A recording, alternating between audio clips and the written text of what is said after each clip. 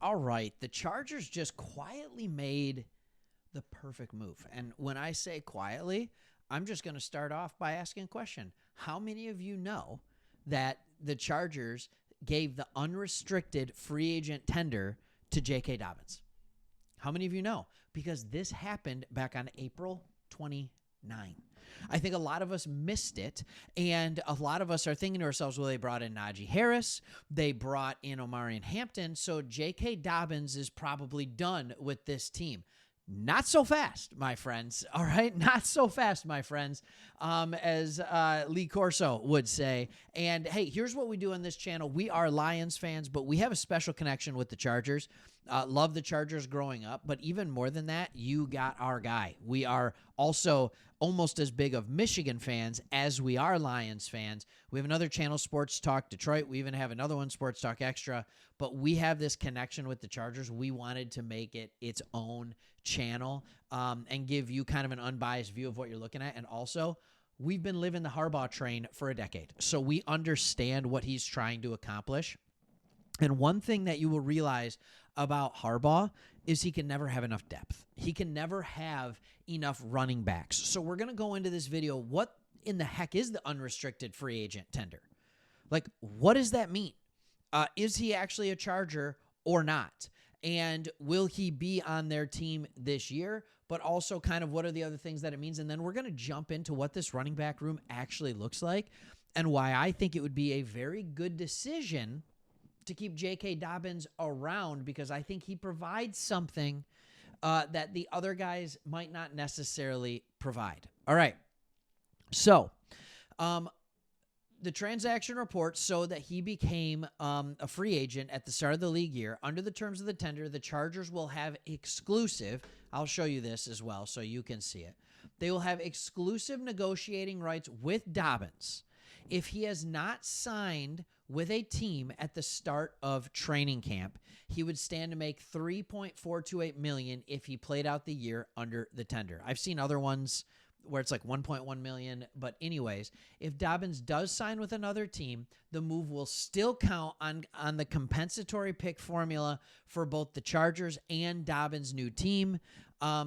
So that is what you are looking at. Now, when you look at Dobbins, you're looking at a guy who ran for almost 1,000 yards last year in 13 games, 12 and a half, whatever you want to call it. But I think more importantly, when we saw what happened with the Chargers, and we're going to get into why I think this happened, what we saw with Dobbins more than anything else was the running game go from here to here. Like, you couldn't see my hand in any of them, here to here. But there was a massive shift in gap. If you were watching the games, you understand it. I'm going through and watching all the Chargers games right now. And so far into the season, Dobbins is healthy. He's playing well, and they are riding him. And we know that. But then he gets hurt, and all of a sudden there is a huge struggle. All right? And honestly, the stats back it up.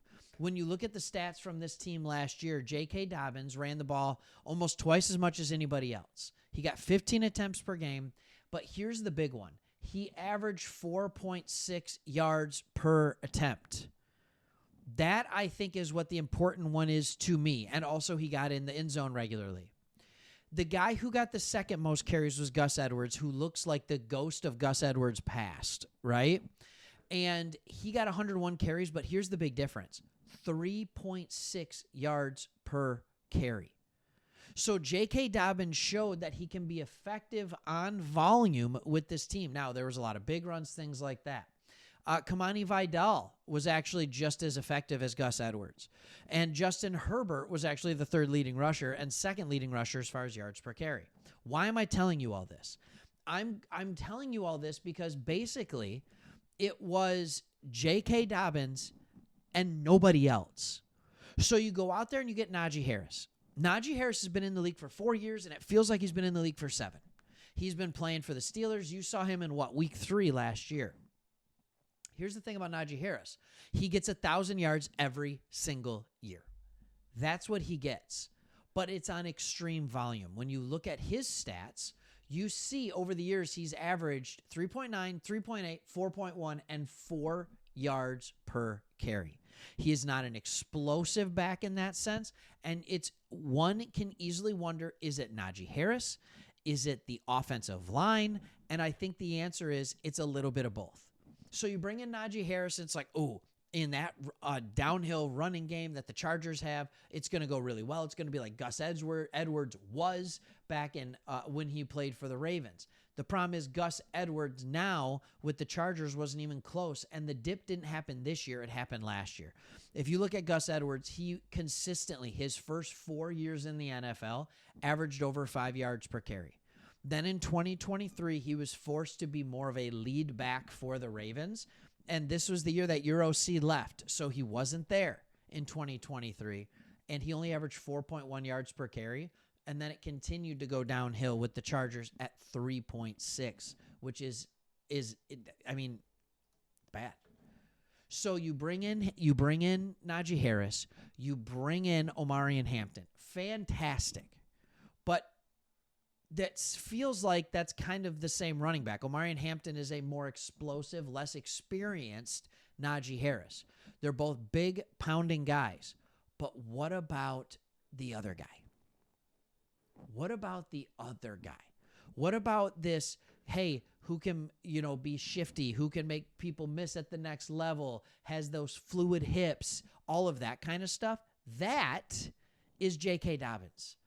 And if you can get Dobbins back at an inexpensive rate, there is a world where this is a three-headed monster at running back, but you also realize that J.K. Dobbins is not an everyday back.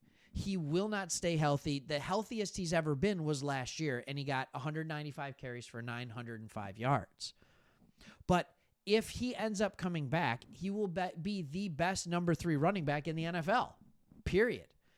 And I think the reason teams aren't going after him and getting him is because they realize that they can't rely on him to be a starting running back. So I think it's a really smart move if Omarion Hampton takes a little bit longer than you had hoped to develop. If Najee Harris has that same year 5 fall off that Gus Edwards has, then you still have a running back that you can put in as your starting running back. It could be in the playoffs.